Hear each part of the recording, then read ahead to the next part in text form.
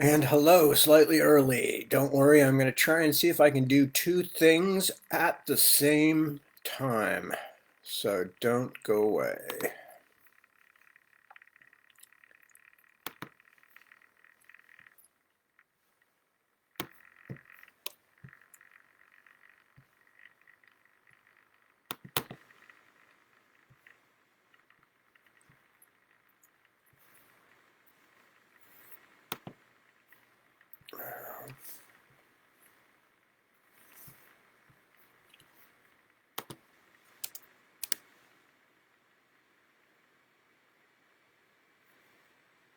All right.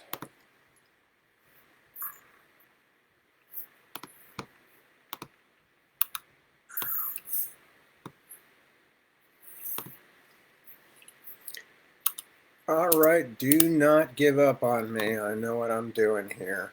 I totally do.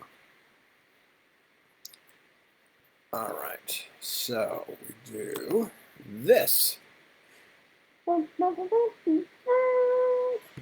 See if this will work.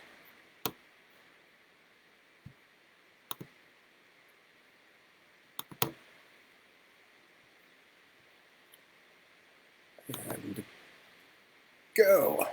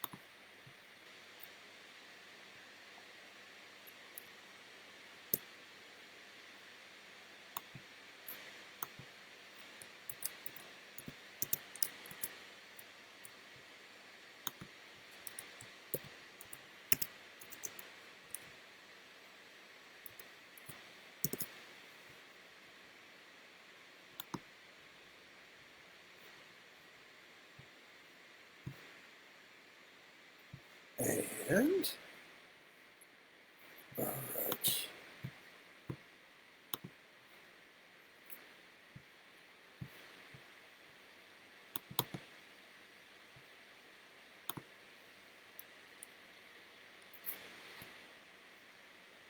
Okay.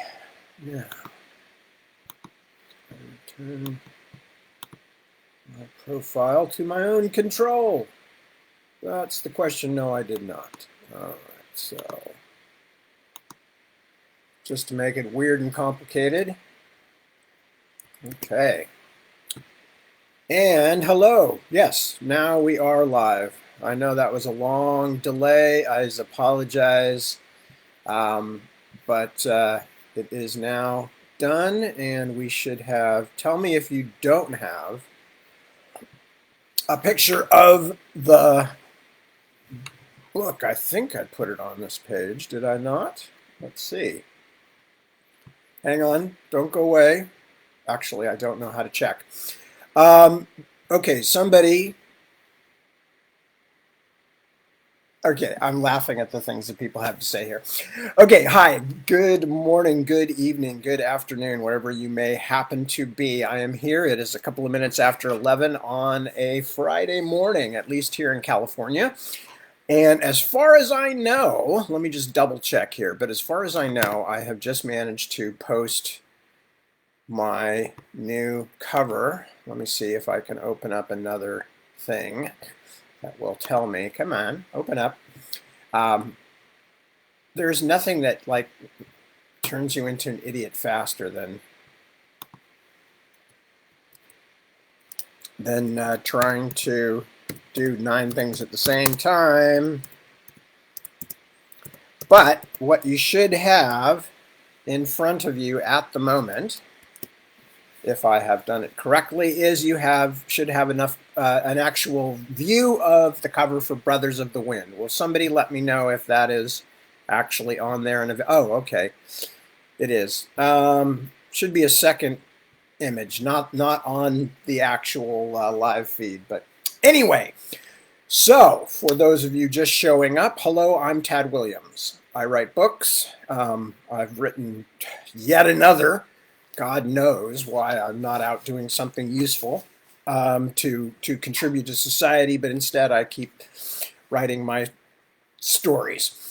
Anyway, so I think I've managed to do it all the correct way. I only realized at the last moment that this was going to be even weirder than I thought it was going to be.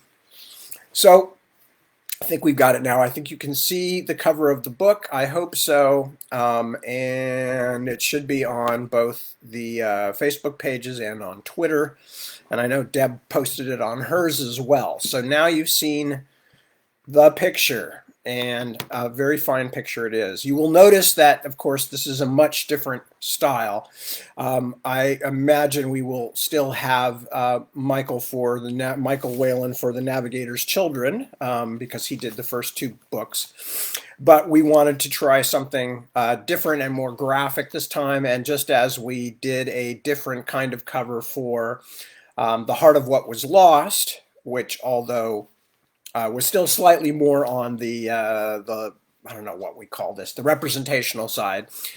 But I love this. I love this as soon as they showed me the design for it, and especially they got the artists got the lovely turtley beak on the dragon, and so we will talk more about the cover itself if anybody has any questions. I have some written questions that were submitted through the Daw Books website, which I'm going to answer in just a second. But I did want anybody who wanted to see it to be able to see the actual book,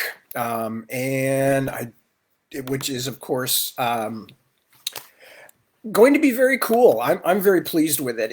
It details, for those of you who don't know, one of the founding, I don't want to say myths because it's not a myth, within the world of Ostenard, which is where the Dragonbone Chair and that trilogy and now the new trilogy are taking place.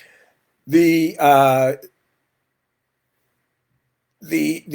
fight between Inaluki, who later becomes the Storm King, and his brother Hakatri, who's actually his older brother, and the dragon that causes, well, I don't want to give away too much, but those of you who know the stories will know that Hakatri suffers from his battle with the dragon, and that becomes a major part of the canon of Ostenard, because that is one of the things that radicalizes, I guess you could say, radicalizes Inaluki, who later dies fighting against the mortals, and then is reborn in the Dragonbone Chair, Stone of Farewell to Green Angel Tower series, also known as Memory, Sorrow, and Thorn. Inaluki is reborn as the Storm King. But here we get to see Inaluki before he was the Storm King. And we also get to see something of Hakatri, who has become a figure in the newest stories as well. So that's what this is about. This is a book, a short novel meant to get into one of the most important parts of Ostenard history, but it also is a chance to see the royal family, I guess you'd call them, even though they don't use those titles, of Amaterasu and her husband Unagato and their children Inaluki and Hakatri up close. We get to meet a bunch of new characters, but more importantly, we also get to see the slow and unfolding tragedy that informs a great deal of what happens in Ostenard later on, including many hundreds of years later, of course. So anyway, that's what's going on. I've had some questions. Feel free to put some questions in the side over here if you want to ask any. Sorry, it's not the side to you, but at least I don't know what it looks like on your end. But feel free to add some questions. If you want, I've got a few here, as I said, that were already collected, and I'm going to talk about them. So I thank you, by the way, all of you who have showed up. It's much appreciated. I'm sorry this is a bit ramshackle. I was juggling a whole bunch of different things. I suddenly realized at the last minute as to how I would have to go about it. Anyway, as I said, questions that were that came from my, well, not mine, off the Dawbooks website. It says, how much did those years of thinking about the Ostenard collection of short stories help bring Last King to life? Okay, so Last King of Ostenard is the name for the new trilogy, now revealed another Tad trilogy, which is actually 4 books. The first one was called Memory, Sorrow, and Thorn, and all the individual books had their own individual titles, and the same is true here. This is called The Last King of Ostenard. Some many years ago, I had said I was working on what would be a collection of Ostenard short stories, which we had tentatively given Deb's very good title, A Chronicle in Stone, because it was going to be about the excavation of the ruins of the Hayhold. And it was going to be also in part a sort of archaeological mystery story as well. Anyway, as you may have guessed, that collection of stories is still not written. What is still extant, what still exists of that original story is a lot of the ideas that I had for what would happen. And for instance, so those of you who've read The Witchwood Crown will recognize that there's a character in it called Renan, or Rinan, R-I-N-A-N, who is a bard, who sings and performs for the royal family. The royal family here being Simon and Miriam et al. And Renan the Harper was very much a character in one of the stories in A Chronicle in Stone, because I wanted to talk about how truth, history, and legend all begin to go 3 different directions after the event in question, as various agenda begin to become involved. So that was one of the things that I wanted to have, is I wanted to have a story about how the events that happened in Memory, Sorrow, and Thorn within a generation had been turned into basically folklore, into, not fairy tales, but folk tales, that, and with a great deal of slipperiness as to truth. So that was something that made its way in a slightly different form, but basically the same idea, into the books themselves. The Yarnulf, or Jarnulf, part of the story, that character, who we are following almost from the beginning of The Witchwood Crown, that came to me in an almost dreamlike way, where I just had a sudden idea one night as I was lying in bed about this character being up a tree in the far north of Ostenard and waiting for a corpse giant, a giant who fed on the bodies of the dead, to come through the trees to the place where he is waiting.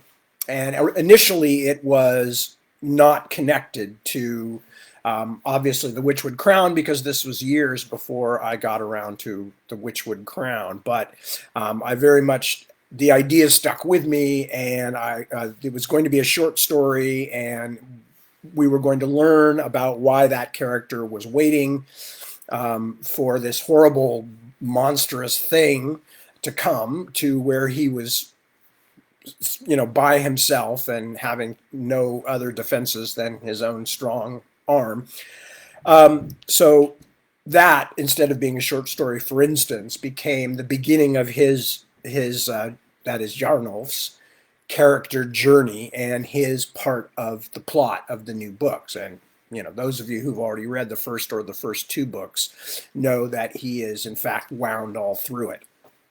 So that kind of stuff, a lot of those ideas were incorporated into the new novel instead, and the new set of novels instead. So I started out with these ideas that were going to be individual short stories and not necessarily all taking place at the same time.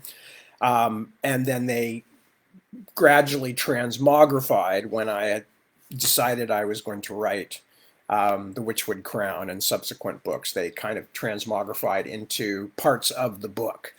There were some others that other ideas that I had that I didn't use, but I'm not going to tell you about them because they may still appear in other Ostenard stories, and I don't want to shoot the bolt too early on that and maybe give away something interesting. So anyway, so that's the skinny on A Chronicle in Stone and what happened to it. It definitely played a part, and the ideas that I had, many of them definitely played a part in the new books.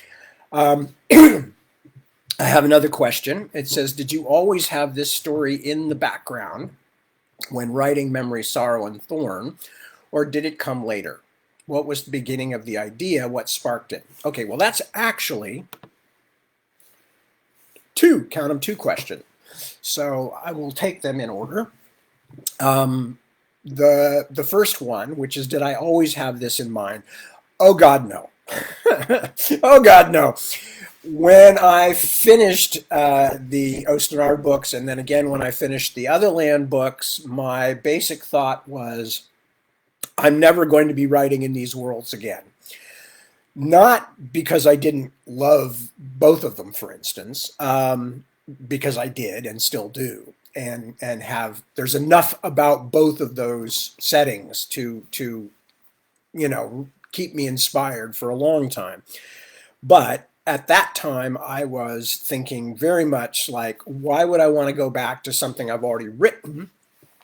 First of all, I'd have to have a story that stood on its own, because that's a big thing with me. I cannot write unless I'm in love with what I'm writing about. So all I could envision at that time, we're talking 30 years ago, 25 years ago, all I could think at that time was, I don't want to be writing something just for the sake of fulfilling a franchise obligation. I don't want to write something just because I've said I'm going to write an Ostenard book, or I'm going to write an Otherland book, or I'm going to write a Shadow March book. So obviously that was the first problem, is I won't write something unless the story is tugging on my sleeve and begging to be written. So over time, I kind of remained that way, as the years passed, and said, I'm not going to do this, I'm not going to do that. I did write an Ostenard short story and an Otherland short story for Bob Silverberg's 2 Legend books. And that was where The Burning Man, which I read earlier this year, that's where The Burning Man came from. It was a novella, basically, for Bob Silverberg's Legends anthology. If you don't know who Bob Silverberg is, he's one of the great names in our field, both as a writer and an editor. And then also I wrote an Otherland story as well for that.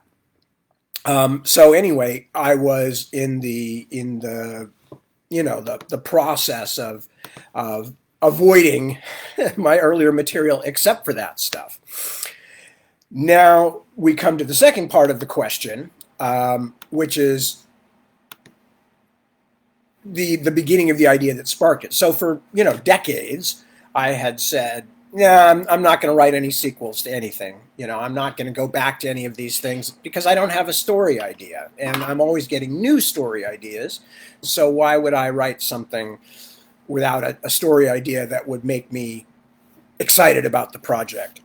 And then some of you have heard this story, some of you haven't, so you can just put your fingers in your ears if you've heard it already. But um, not to avoid spoilers, just so you won't have to hear me tell the same story again.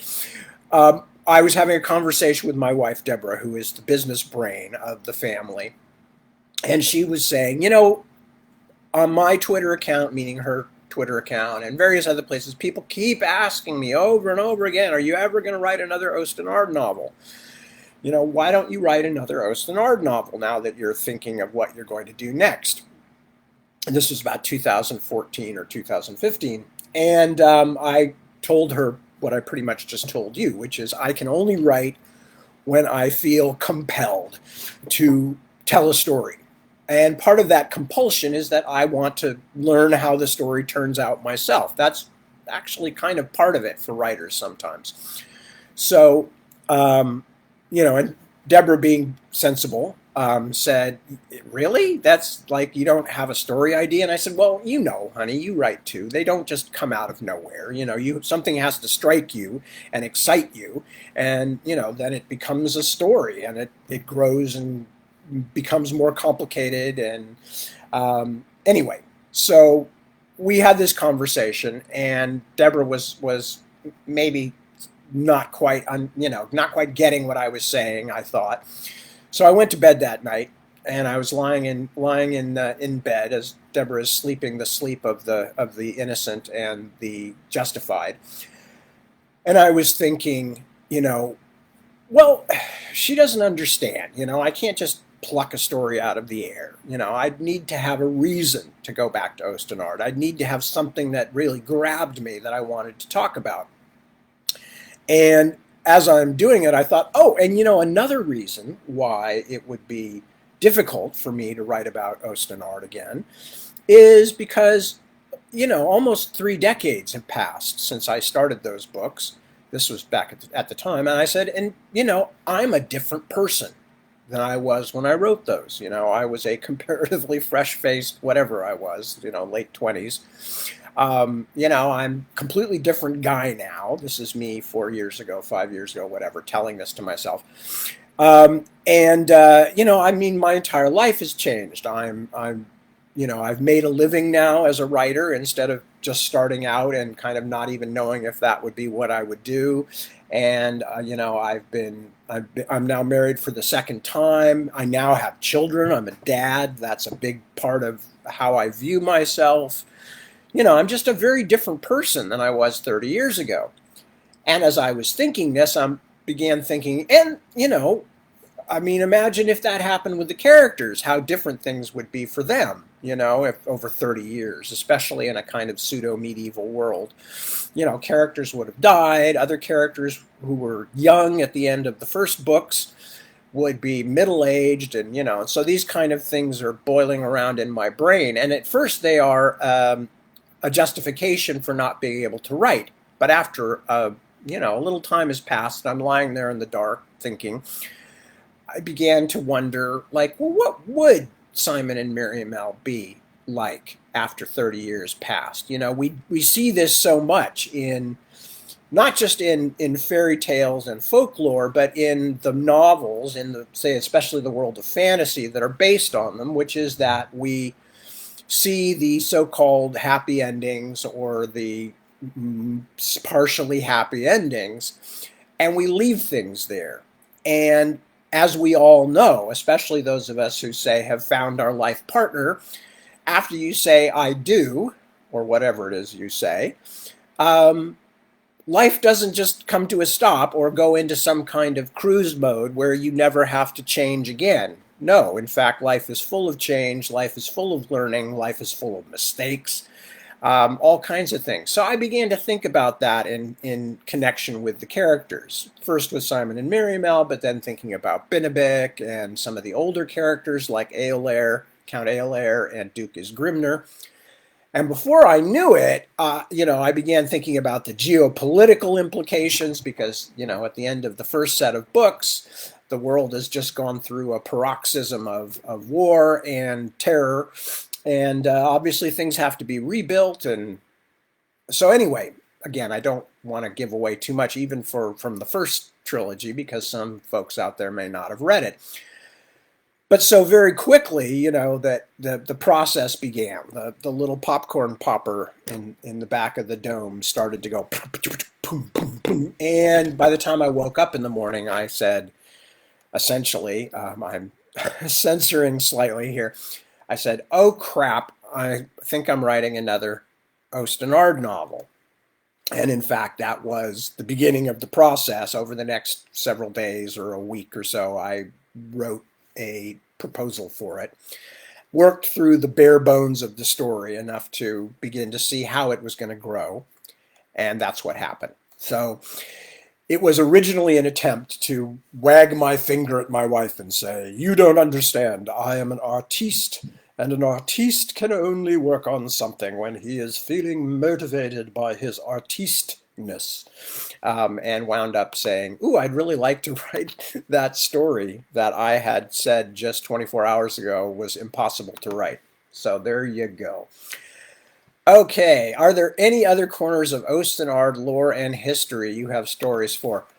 Oh my God, yes. In fact, without going into detail because we're way too early for that, I've actually sent off a proposal for a set of standalone novels about a particular set of characters.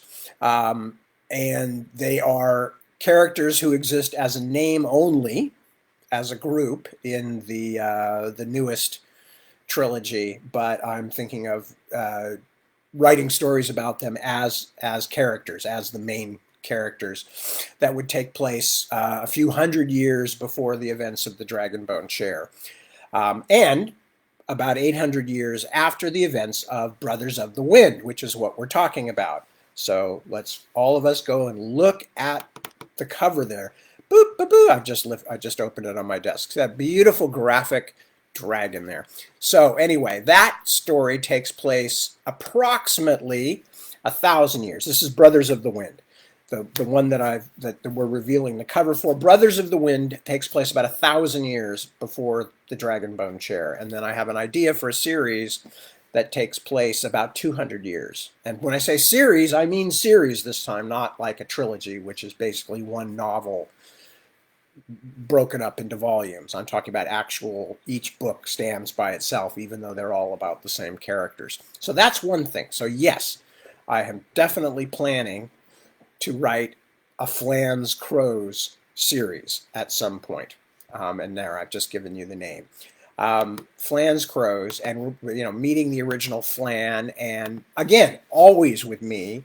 Also, there will be a lot of history revealed that will seep up through the books themselves, just as Brothers of the Wind contains a lot of background on history of things that my readers have run across so many times they probably feel very familiar, but will see that they don't necessarily know the whole story.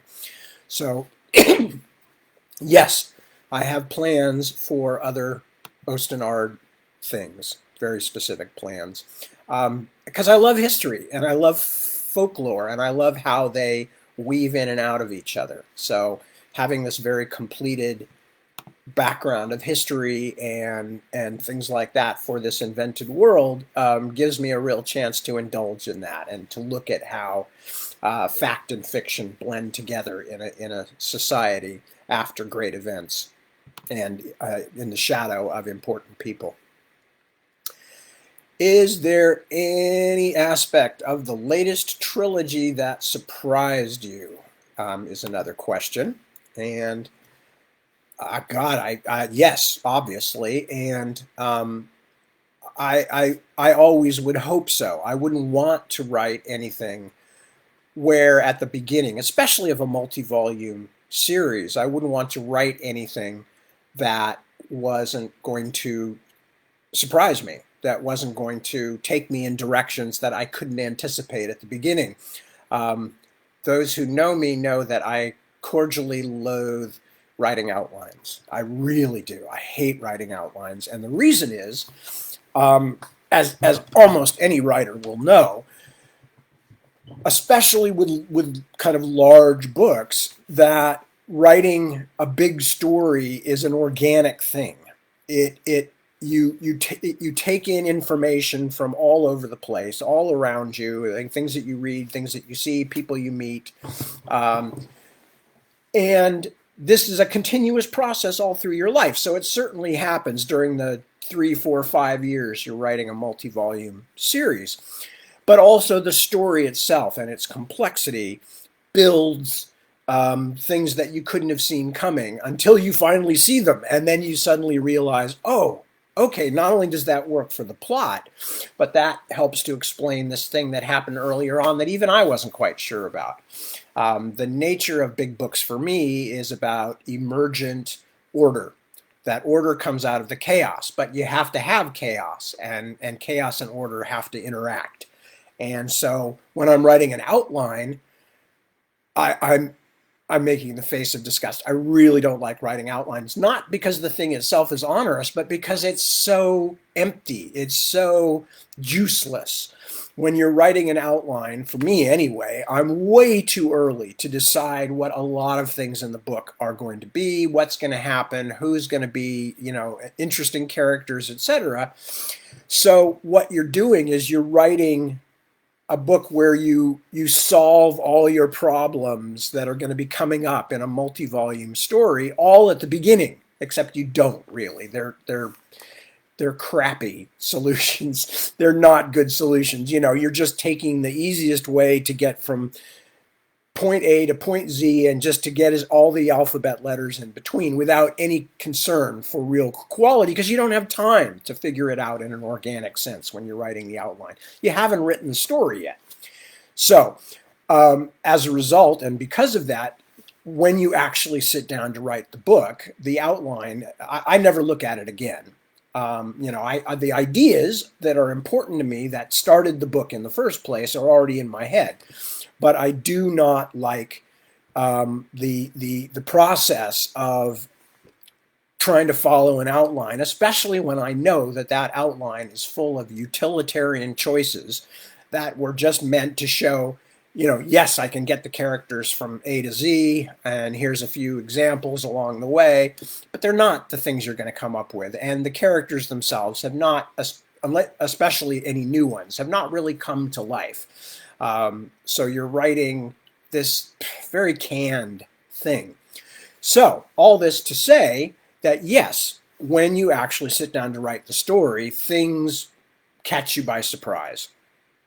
I don't want to talk too much about the new books because so many of these things are, in fact, revelations still to come in the final volume. But just as an example from the first books, I've talked about this many times, Cadrak, the drunk monk, the monk drunk. The Cadrak the monk was a minor walk-on character when I was writing the Dragonbone Chair. And it wasn't until I got near the end of the book and realized that I wanted a character to accompany Miriamel when she ran away to the south that I said, oh, well, maybe I'll bring him back. And then by the time I was into that particular plot line, I got really interested in him as a character. Why is he so strange? Why is he so messed up in the head? What is his story? And he became one of the major characters of the whole thing. There are characters like that in the new book as well. Again, I don't want to give things away because we're still telling that story. But yeah, there definitely are things that you're not expecting, because again, these are hugely complicated books. When you write several, if you write like close to 1 million words about anything, but especially about, a group of characters, you're going to find things out that you hadn't expected, just making the story work. And there's a lot of stuff in the new books that I didn't expect to spend as much time with as I did. Other things I thought I would be spending more time with, and they have kind of faded into the background, or not in the background, but they've become less crucial. You just never know. And it's not a case of, saying, oh, I don't think this part is good. It's a question of saying, which things do I need to promote to move the story along? Because that's the other thing too. You can have all the great characters in the world. You can have all the cool ideas in the world about, background stuff. You can write glittering prose, but the story has to grab the lapels of the reader, and drag them along. They have to care. If they don't care, then they're not reading. And if they're not reading, the story is mute. The book is mute. It is a non-person book-wise. So it has to surprise. It has to surprise me, and it has to surprise the readers, and then it has to pull them along. So now you know why I don't like outlines, and that is the aspect that has surprised me more than anything else, is just the fact that, once again, I'm having a story that is to some extent writing itself, which can be kind of creepy sometimes.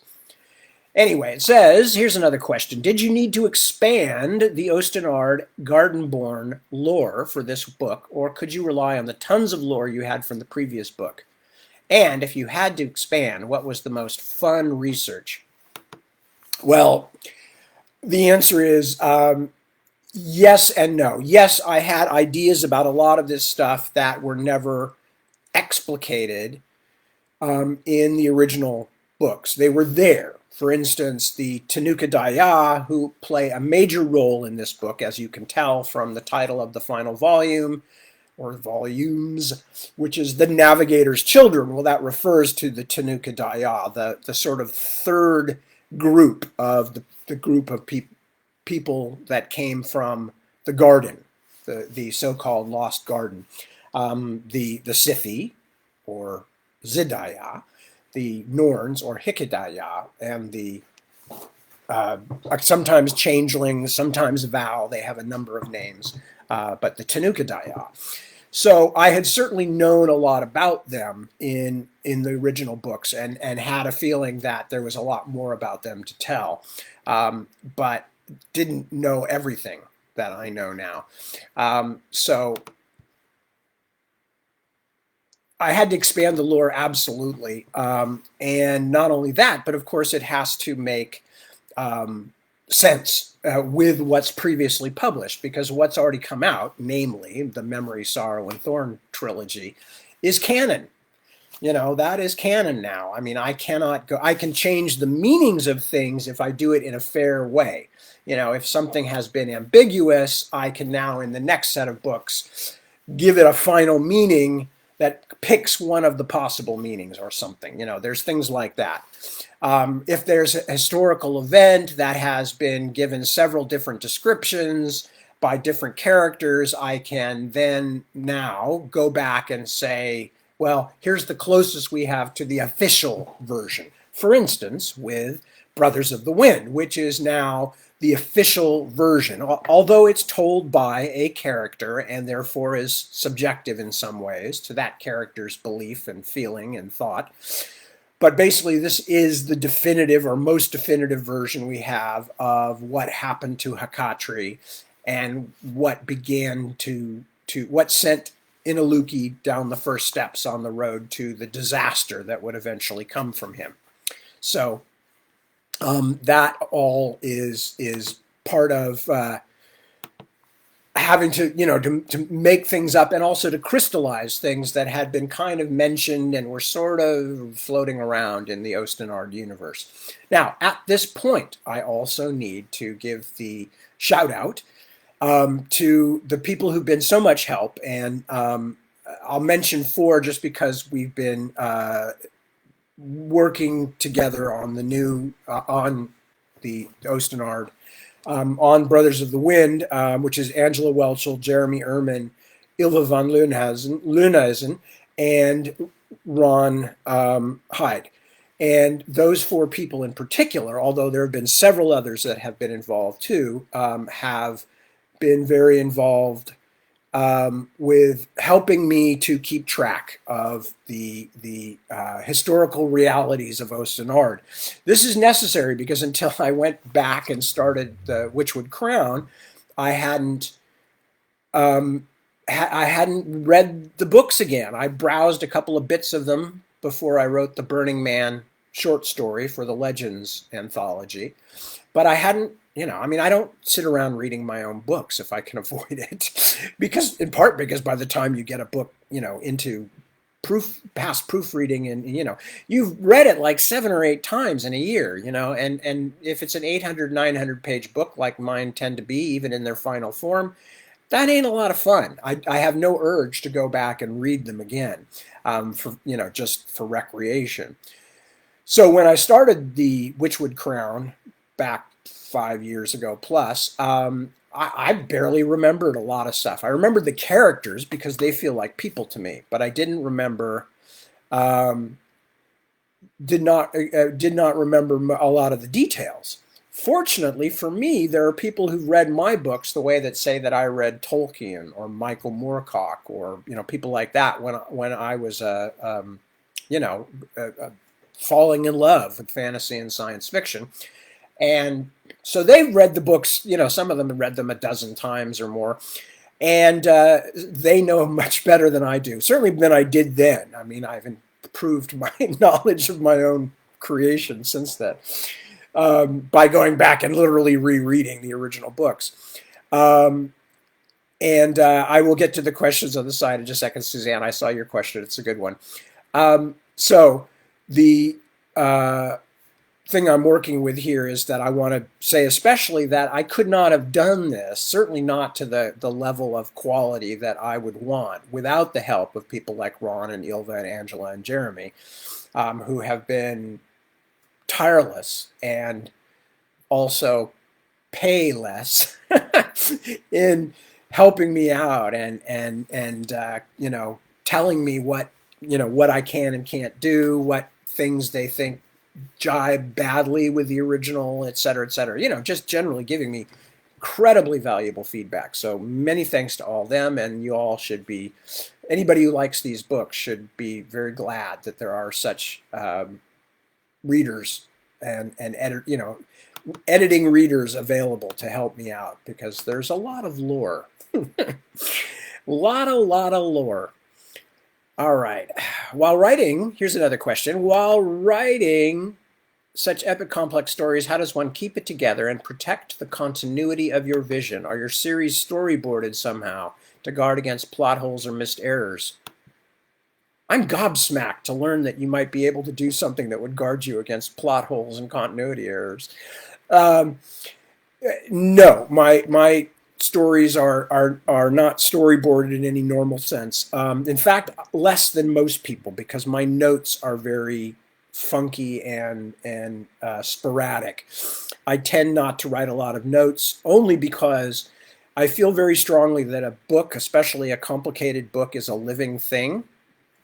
And so the more that I can keep it kind of just rattling around in my head, the easier it is to manipulate it and play with it and try different possibilities. I always feel like one of those Star Trek things where they're playing multi-level chess, or some, future version. That's how it feels like for me with the stories, that it's this big cloud of possibilities with only a few concrete bits that I've already established, and then everything else you're just trying different ways to connect things together to, grab a cloud of possibility and squeeze it into something, more real, and trying that out. And, so for me, it works better if it's all in my head, or at least most of it's in my head. Obviously, I have to make lists of how characters' names are spelled and things like that, just so I don't have to keep, going back and looking through the whole manuscript every time I want to bring a character back in. But other than that, I try not to write a lot of notes, because then it feels like I have taken some of the story writing process out of my head and put it onto paper or onto the screen, and it's become more concrete. Whereas when it's all still buzzing around in my head like a bunch of methadone bees, it's much more fluid. It can be changed. I can try hundreds of different things during the course of a thinking session. So, and let's see. Oh, that's a good question too, Jessica. All right. So anyway, no, I don't storyboard. I keep it all in my head, and then I rely on people like my readers to let me know when I am completely messing things up. So, all right, last question here, and then I'm going to get some of your questions quickly. Who has been the most challenging character to write in your return to Ostenard? Well, two different kinds of challenging. Or well, three, I guess. In some ways, the most challenging character to write has been Nezeru or Nezeru. I don't have a firm pronunciation that I insist on with her name. She, of course, is a half mortal, half Norn. She is raised to be a soldier, and one of the things about her as a character is that I want people to see her both as a hero and an anti-hero, in the sense that I don't want people to simply go, oh, she's good and she's gonna, I don't want any of that simplistic. I want people to see the things that she's genuinely struggling with. But I also use her and her father, Vieki, as my windows into the culture that I had not looked into very much during the first set of books, during the Memory, Sorrow, and Thorn books. So in a lot of ways, she's been the most difficult, only in the sense that I feel I need to work hard because she is the most indoctrinated character who we get to use as a focal point. And so her indoctrination into the world of the Norns that she grew up in is something I really want to show, and show why it's so powerful for people to be part of a society that tries to eliminate any kind of thinking for yourself or things like that.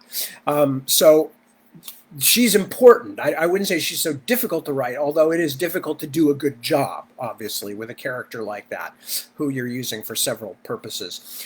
Then there's also a character like, say, for instance, Morgan, the son, and he's kind of on the Simon Miriamel spectrum, as in the first books, because he's a character that starts out very young, very raw, and so it's an interesting process. As he goes through the story, of course, he changes, just as Simon and Miriamel did in the first books. They're literally growing up in front of the reader. And this is happening for Morgan as well. So you don't want to make him, somebody who, everybody's like, oh, he's good. He's basically a good guy. He's just young. No, you want readers to see why everybody is mad at him and irritated by him. And you want that to be true even as he's starting to grow and transition. So that's a challenge. And then the third kind of challenge is somebody like Binabik, or Binabik and his now wife, Siski, otherwise known as Siski Nanamuk.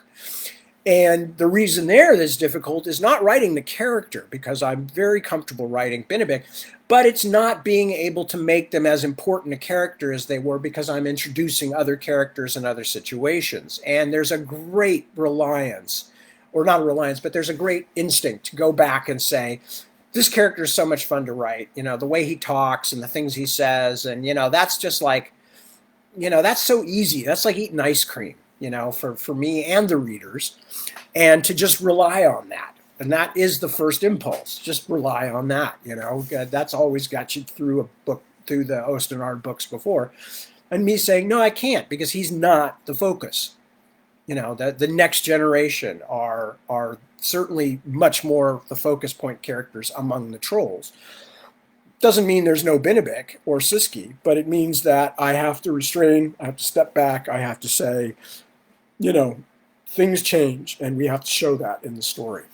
So anyway, those were the questions that were sent to me from Dawbooks website, and I think that there's some other questions that I should. Suzanne points out that this is actually now a 6-book trilogy, which, because of the Heart of What Was Lost, and then the now 4 volumes, and then we're adding on Brothers of the Wind. So yes, in a sense, this is a 6-book, a heptology, No, hexology. I don't know what the word is. Anyway, because one doesn't have to say it very often. That's why, because not many people are as dippy as I am about getting into these long things. If you include, and Wouter points out, if you include MS and T, it will be a 9-book. Well, actually, but we have to count that one as 4 books too. So it will be a 10-book triple Tad trilogy. Okay. Now, all this is filled out with the column of comments here. It's like just people talking at great length about what you call a 10-book trilogy. Anyway, so what else do we have here? How important are character names to you when you start writing? Andreas, that's Andreas's question. They are important to me at all times. I tend to be somebody whose character names usually have meaning. I don't pick them idly. I pick them because, first of all, they fit in with the texture of the story, usually with the style of naming that I'm using. The Ostenard books are very obvious because early on, before my first book had even been published, meaning A Tail Chaser Song, when I started working on them, I went, this is going to be a big and complicated story with a ton of names and ton of everything. I better find some way to make a kind of a marker for people, help people remember. And one of the markers that I used was to give the societies, which themselves are not so actually distinct, but very distinct sort of matches in the real world. So the Hernisteri are very Celtic, or Gaelic, but Celtic in a general sense. The Rimmersmen, obviously, much more like the Scandinavian Middle Ages. The Nabani, very much like the Latinate European empires, et cetera, et cetera. And again, it wasn't because I was trying to say, these people, it's like if you just plunked a bunch of Irish people down in the middle and that's how they'd be. No, the idea was simply that these are markers to indicate that when you saw a character's name, you could have some guess right away, as we would do in the real world, about where that name comes from and what some of the features of their background might be. So it was really meant as a mnemonic aid. So names very much are also that way. The names have to fit in with whatever that cultural thing that I've started, but they also usually have meanings in and of themselves as well. I won't tell you what all the meanings and names are, but some of them are very obvious. I mean, like Simon has a connotation from Simple Simon and things like that. There is that connotation of the perfect fool, the uncarved block. There's Simon Pure as an expression. Simon was originally going to be named Martin, but I thought, first of all, why give George any more help? Sorry, little joke there. No, but seriously, he was going to be called Martin, and then Simon. It's appealed to me as a more, as a more innocent name. It had that connotations of Simple Simon going to the fair, and Simon Pure, and of course Simon Fisher of Men, Simon Peter from the Bible, from the Old Testament, from the New Testament, all these things. So my names do have significance. Okay, so the character names are always important, Andreas, is what I'm saying. And usually most people, if they scratch a little bit at the surface, they can see oftentimes where the name comes from or guess at it. So what else we got here? I saw I had some other characters. Sorry, I'm reading some of these comments here, and they're actually quite funny, but they're not really things I can put on the line. Yes, and I have a fancy shirt. Thank you. Yes, that's a present from my dearly beloved. Oh, Alexis has a question. Did the animation project for Tail Chaser Song ever come about? Okay, I'll tell you a quick story. And it's one of the many tragedies in the history of Tad and Deborah and the pursuit of various film and television projects. We actually, after many years of working with a very nice group of people who were trying to get it made as an animated film, they finally found the money. And we're going to be getting a rather, goodly amount of money to do an animated version of Tail Chaser Song, and the project had expanded from what it originally had been, and et cetera, et cetera. And at the point where we were literally just starting to sign contracts, well, we knew that a big chunk, most of the money, was coming from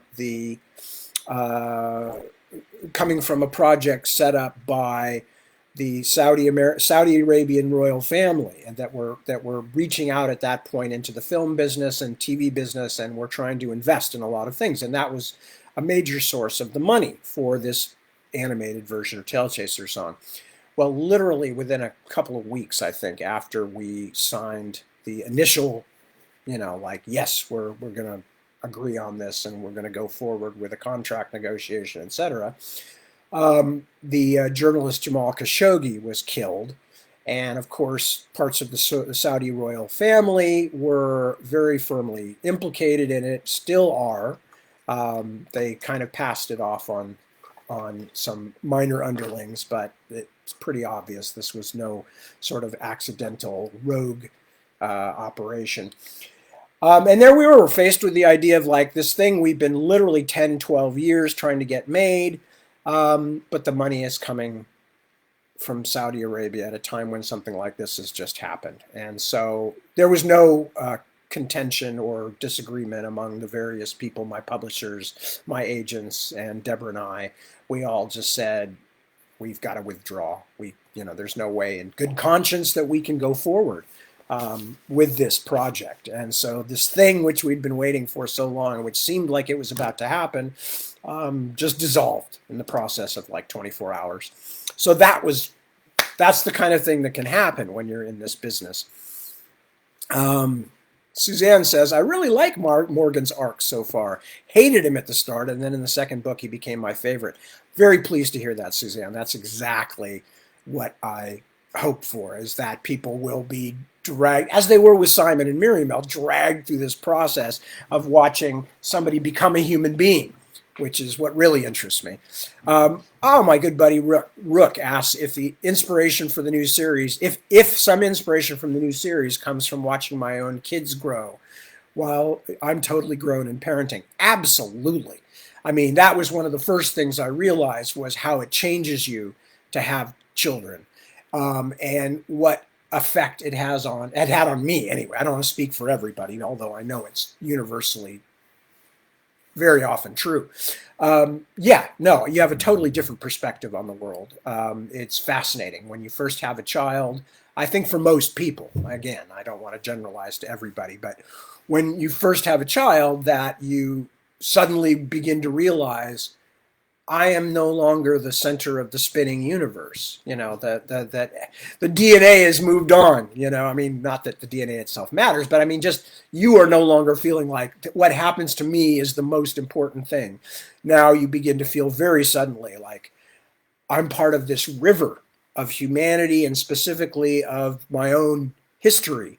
And it is my job to help it to move along in the healthiest, happiest possible way. But it changes you in a lot of other ways too. It's the first drip, drip, drip of mortality, as you watch your own children grow up, and these things that were once these tiny little love bears or crazy little, action monkeys. All of a sudden they're like taking the car and going out to do something, or they're doing things completely on their own that you would never have thought of. So yeah, that kind of stuff is big. And just the investment that it gives you in not just your own family history, but in society as a whole, and the safety of society, and the posterity of, that you're part of humanity. I mean, all these things. So yeah, absolutely, Rook. Big, big effect. Ray, that's a complicated subject. Ray Weatherford, I'm just talking to you. That's a complicated subject, and we should probably talk offline or something. Send me a direct message if you can. If you can't, just post something and explain that you're still trying to get a hold of me. What else we got? I know we've got other questions here because I saw them. Wait, what was your question, Renee? Where is your question? Did I banter past it? Ah, will I ever make, I found your question, I think, Renee. Will I ever make any books about the garden that the Scythi had to escape from? Possibly, very possibly. But there will definitely be more still within this trilogy about the garden and the escape and all of that stuff. So don't go away. There will be more. But as I said, well, I didn't say this time, but as I've said in the past, I used to be like, oh, well, you know, I can't think of why I'd ever go back to Ostenard or Otherland or Shadow March or Bobby Dollar, because there's so many other things I want to write, and there still are. But I've learned that I really enjoy deepening and broadening these places that I already created, and that, you know, since one of the things that made me fall in love with fantasy in the first place was the depth of Tolkien's Middle Earth and others, you know, Fletcher Pratt's Well of the Unicorn and E.R. Edison's The Worm Ouroboros and lots of these other places. Mervyn Peake's, oh my God, you know, Mervyn Peake's Gormenghast books. I love to see a world be fleshed out, and I love doing it or trying to do it, doing my best to do it. So I will undoubtedly have more stuff in the future still about the Lost Garden. Okay, so moving down here. Hi, Elba. Okay, so I'm still looking. Descriptive writing and the equilibrium between that and dialogue, asks Tony. Tony says, could you discuss descriptive writing and the equilibrium between that and dialogue? It depends on how I want to move the story and how I want to affect the reader at any given time. I probably, if I were writing modern novels, there's a chance I would be more on the dialogue heavy side, like, say, Roddy Doyle, who's one of my favorite writers, brilliant Irish writer. Many of you know him, at least from his film, a film based on his book, The Commitments. But all of his writing is just splendid. But he also likes to tell stories mostly in dialogue. Now, I'm not saying I would go as far as him, but I would do more dialogue. But I believe in these kind of big world building things, fantasy worlds, things like that, like Osenard or whatever, that I want to give people a visual take on things. And of course, within a written medium, visual equals descriptive. So one of the things also about fantasy is fantasy and science fiction are both genres where you are, or genre is probably a better plural because it's French. They're both genre where you are trying to describe the undescribable, show the unshowable, name the unnameable. So as a result, being able to paint vivid, you hope, word pictures for the readers is crucial. So dialogue, so you seesaw back and forth, basically. If you want to concentrate on the dialogue, then you put in less description. You know, in other words, if you want people to really pay attention to what people are saying and how, then less description. If you want to bring people into a scene or, you know, make sure people are noting important details, or you just want to inspire them with a certain feeling, then you use more descriptive stuff. And as always, it's largely a question of instincts built up over a lifetime of being a reader and now half a lifetime of being a writer. So that's basically where it's at. It's as with many things, you're balancing things to see what works best at any given moment to achieve whatever goal you have as a writer. Okay. Could we mention Tiamat and his wife, please? They are such great characters. Oh, great. Thank you. Well, Tiamat, of course, I fell in love with. There's a good example of a character that also was not huge as a character when I first invented him in the Dragonbone Chair, I guess. Maybe he didn't show up till as late as Stone of Farewell, but it doesn't matter because he was meant to be just another character, and instead I fell in love with him as a person just because he was fascinating to me, this scholar who had grown up in this completely non-scholarly environment, that all these other people are in these giant castles and with their libraries and stuff, and the guy is living in a hut, but he's got a brain as good as anybody. So that's an example. And so when I wanted to, I didn't want Tiamat to be another kind of stereotypical scholar who was not interested in uh, love or an emotional life or whatever. But of course, many years had passed between what we saw of him at the end of To Green Angel Tower and what we see of him in The Witchwood Crown. So I had to give him a kind of a pre-made story that we could reveal little bits and pieces of, and that's where Lady Thalia comes in. And so that's basically it. I'm really glad you like them as characters. I enjoy writing them because they have a really nice interaction between the two of them. Okay, let me see if we got any other questions I've missed. Feel free. I'll go on a few more minutes. Thank you for all those nice comments. And okay, I'm sure I missed something, several of them, but that's okay. Ilva lets me know she's fearing for Tiamat. I can't guarantee, as always, I cannot guarantee that every single character is going to live through the story. That's, as you know, with the first set of books, it's just they're so far back that now seems like, I don't want to say holy writ, but it seems like it's a done deal, and it is definitely too late to do anything about it, mostly, but we'll see. But I don't set out to kill people. It's mostly just that something comes out of the plot itself that makes it inevitable. And I'm very fond of these characters too. So whatever happens to any of them, and this is not a covert way of saying, yes, I'm going to kill him or something. I don't have any such plans at the moment.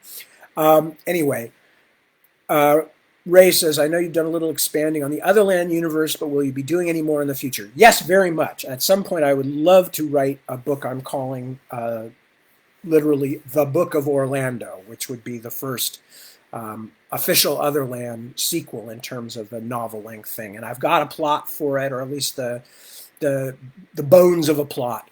And as with Flan's Crows, the Flan's Crows project, the Book of Orlando project, and also the Fall of Azua project. Those are all three things based on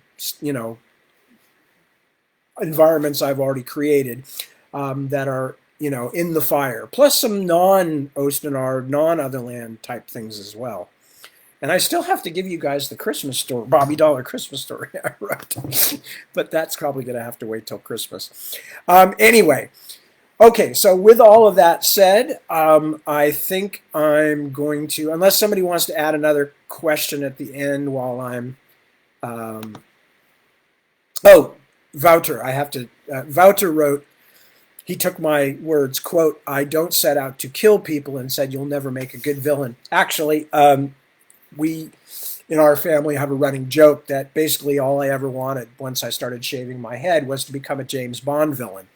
And, I would always kid with the children about how eventually we were going to move into a volcano lair and things like that.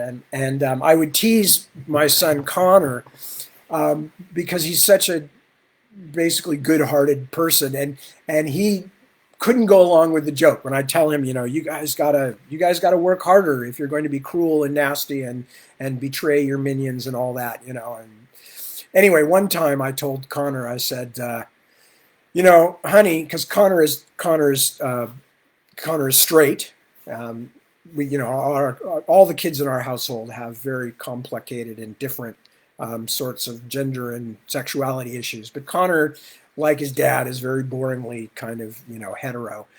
And so I was saying to him one day when he was young, when he was like 10 or 9, well, Connor, if you want the girls to like you, you're going to have to improve your supervillainy. You're going to have to get better at, cocking your eyebrow and making threatening speeches and putting lasers on the heads of dolphins. And Connor looked at me with disgust on his face and said, Dad, I'm not gonna get girls with villainy. I'm going to get girls with mathematics and manners. And I went, God bless you, my son. God bless you. I love you so much. Anyway, yeesh. Okay, I think I am going to wrap it up now. You all have been so lovely, and I'm so pleased that there is going to be this new book, which I'm very pleased about. As I mentioned before, all of my helper, editor, readers all worked very hard on Brothers of the Wind to make sure I didn't do anything incredibly stupid.